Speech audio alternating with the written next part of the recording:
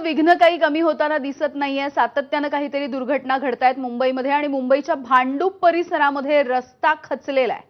त्यामुळे वाहनांच्या काही ठिकाणी रांगा देखील लागलेल्या दिसतायत। भांडूप परिसरामधली ही दृश्य आपण बघितली तर आपल्या लक्षात येऊ शकतं की एक मोठी दुर्घटना या ठिकाणी झालेली आहे। रस्ता खचलेला आहे। रस्त्याच्या लगत असणारे हे झाड कोसळतानाची दृश्य देखील एका तिथल्या रहिवाशाने कॅमेऱ्यात कैद केली आहेत। वेदांत नेब आमचे प्रतिनिधी आपल्याला माहिती देतात। वेदांत,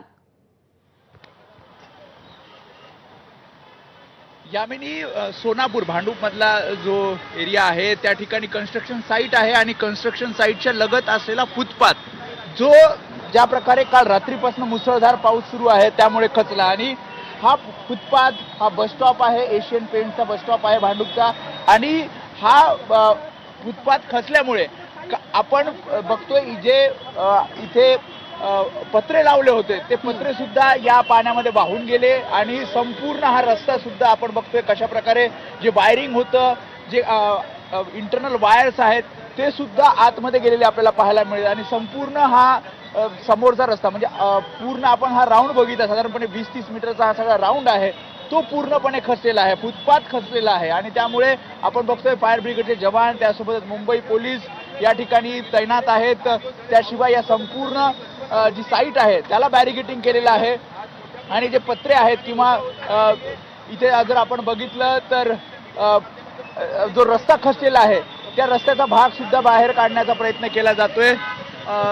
ज्या प्रकारे आपण बघितलं फायर ब्रिगेडचे जवान आहेत जे पूर्णपणे लवकरात लवकर इथे बॅरिकेडिंग करण्याचा प्रयत्न करत, कारण आजूबाजूचा परिसर सुद्धा खचू शकतो, हा धोका निर्माण होऊ शकतो आणि त्यामुळेच इथे प्रयत्न केले जात आहेत बॅरिकेडिंग करायचे। आपण समोर बघतोय हा संपूर्ण पत्र म्हणजे दृश्यांमध्ये आपण बघितलं तासाभरापूर्वी ही घटना घडली होती आणि जेव्हा या साईटला जे पत्रे लावलेले होते ते पत्रे सुद्धा पूर्णपणे खाली कोसळले, हा पूर्ण रस्ता खचला आणि सध्या ही कन्स्ट्रक्शन साईट सुद्धा बॅरिकेडिंग करण्याचा पूर्णपणे प्रयत्न केला जातोय।